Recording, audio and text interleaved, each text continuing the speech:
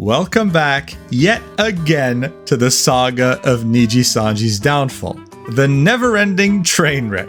So as a recap, right, in the beginning of the year, they were doing pretty damn well. Their stock price was high. But it turned out that their work culture was so toxic that one of their VTubers tried to end their lives over it. Nijisanji's response was to terminate them and then say that the financial impact of this was gonna be negligible. Obviously, that was not the case, and it's been in free fall since then. But recently, as you can see here, there has been somewhat of a recovery. People thought, you know what, dude? Maybe it's time to finally move on. Maybe it's time to start a new chapter. Well, as you can see, the recovery didn't last too long as it just fell again, right? Going from around 2,800 back to 2,400, losing 20% of its value in the process. Well, the question is, right, what happened here? What has completely stopped this recovery? The answer's simple: public humiliation. Even though Nijisanji's online reputation has pretty much been burnt to ashes, they've never actually felt this humiliation in real life, up until very recently in the summer of 2024, where it finally dawned on them just how much they botched their image in the West. How this company that was worth $1 billion at some point on the Japanese stock exchange can't even compare to its biggest rival anymore. This is how Nijisanji got humiliated. Let's talk about it. But you know what isn't humiliating? Marrying your favorite 3D waifu in your favorite gacha game. I'm of course talking about Snowbreak Containment Zone. And you're in luck because the game is now better than ever with the new update. The stakes are of course higher, but the gameplay is also snappier, smoother, more refined. This isn't just about gameplay though, because you have new awesome outfits and straight up weapons, including a new weapon type. But you know what really sets Snowbreak apart from other games? Co-op modes. Like Torrent of Fire that came out with this update, where you and a co-op partner control turrets in an endless game mode. And if you're still not convinced, then during this version update you can get Fenny Starshine for free in Orange Tier Operative, as well as 10 free echoes in the mail to pull for whoever you want. So what are you waiting for? Link in the description and the pinned comment to get yourself this game for free, and thank you so much Snowbreak for sponsoring this video.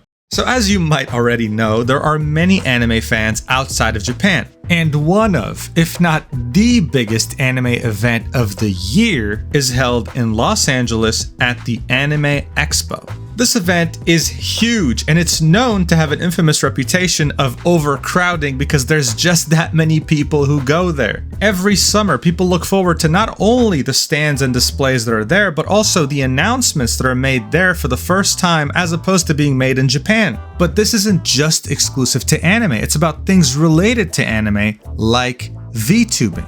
It's held in the Los Angeles Convention Center. This is a huge center, and it's where E3 used to be held, right? I'm sure you know what E3 is.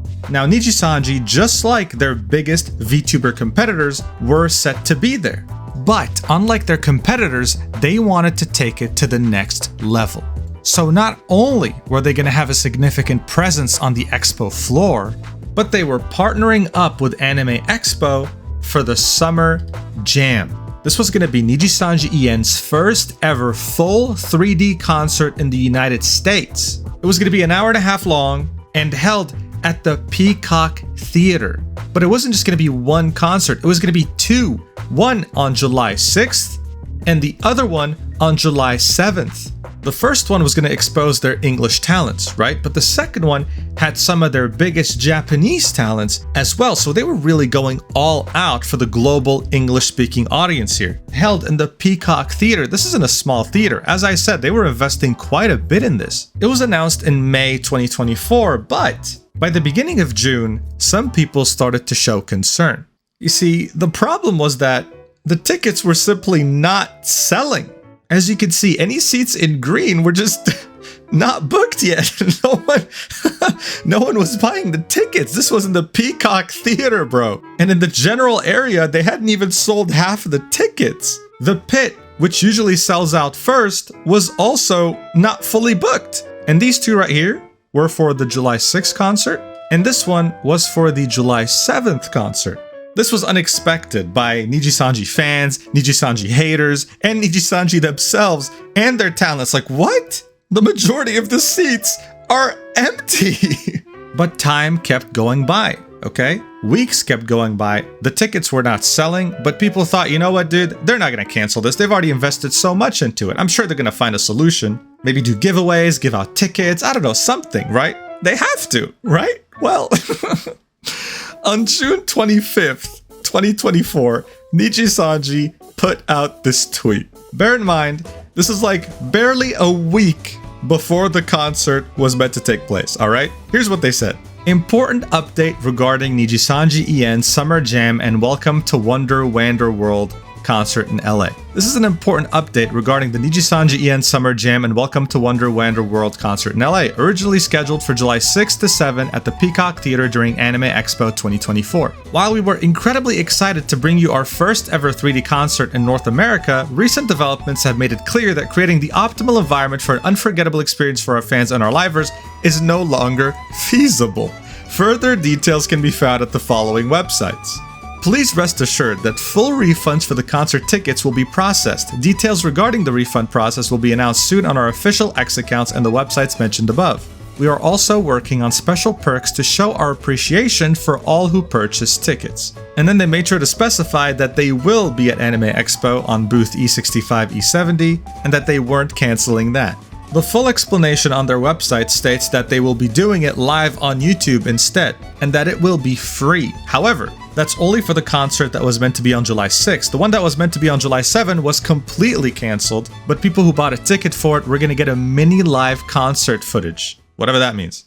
So understandably, right, the first reaction for a lot of people was absolute and utter disappointment, right? You had people like this person here saying, I'm like a joke. I spent so much money on flight tickets and hotel, and now you told me the concert is canceled? I bought the Anime Expo ticket because it requires one to enter the concert. Who will be responsible for refunding that? It's so ridiculous. So since they were partnering up with Anime Expo, you needed an Anime Expo ticket on top of the concert ticket to actually be able to go in. And what this person is saying is that the only reason they even bought an Anime Expo ticket was for this concert. This is a super fan that absolutely got it up the ass because of Nijisanji. Bear in mind, these tickets are not cheap, especially if you're coming from abroad where you might not have the purchasing power that is in the United States. So if you bought a ticket just for Nijisanji's concert, you weren't going to get that refunded. This was very embarrassing. It was embarrassing as a fan, and it was embarrassing for Nijisanji because everyone got screwed over here. They had overestimated how many people would show up to their concert and got screwed over royally. Just looking at this gives me secondhand embarrassment, man. Like, oh my god. There was no winning here. They just didn't sell enough. Even if they went live with this, the talents would see how many people showed up and think, fuck, like, this is embarrassing. Even though they ended up streaming the concert online and the fans seemed to like it, especially the ones that couldn't go initially, there was something else that happened at Anime Expo that was so humiliating. It was the fact that no one showed up. No one showed up to their stand.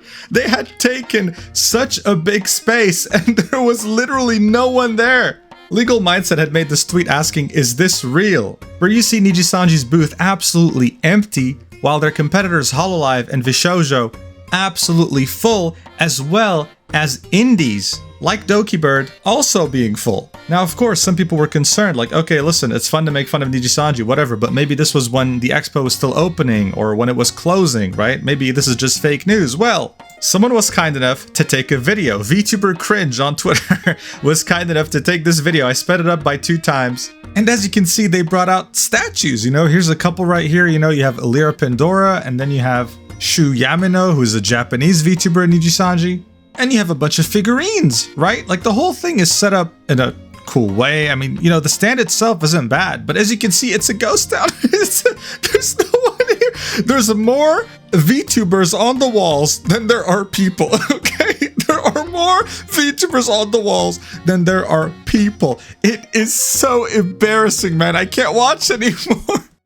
This, in contrast to their biggest competitor, Hololive, is insane because they just showed up to the LA Dodgers Stadium, where 3 of their top talents co-presented and sang the baseball anthem to an almost full stadium. They called the event Hololive Night, and it was a massive success, with a good amount of Dodgers fans that were grateful for it because the stadium was full, but they also managed to pull a comeback after a Hololive VTuber sang, attributing their luck to Gargura singing.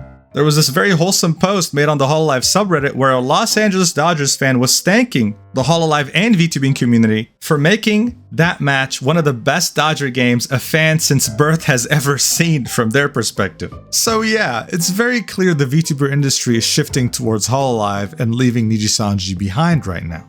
This is an important comparison to make because while Hololive is a corporation, just like Nijisanji, the main difference is that they do try their best to treat their talents as well as they can. Where Nijisanji has proven to us time and time again that is not the case. If anything, they have crazy favoritism and a very toxic culture. So this is one of the main reasons why the stock has fallen. This rally signified hope for investors. Like, listen, man, maybe they'll just make a comeback. This concert at the Peacock Theater in LA, their presence in Anime Expo, like, come on, right? This will really show us that all this stuff has been over-exaggerated. Well, nope. Nope. It was not negligible. What happened in February was simply not negligible. Do I think this is the end of Nijisanji? No, but it was most definitely humiliating. They definitely can come back from this, but it'll take a long time to get back to where they were when it comes to their global audience. I just hope that in the process, no one gets hurt like their past talents and they can foster a healthy work environment. Maybe that'll help them, I don't know, sell more than half the available tickets in the Peacock Theater. Oh, thank you for watching, guys. I'll see you in the next video, whenever that is. And yeah, hope you enjoyed and I love you so much. Stay safe out there. Love you. Mwah.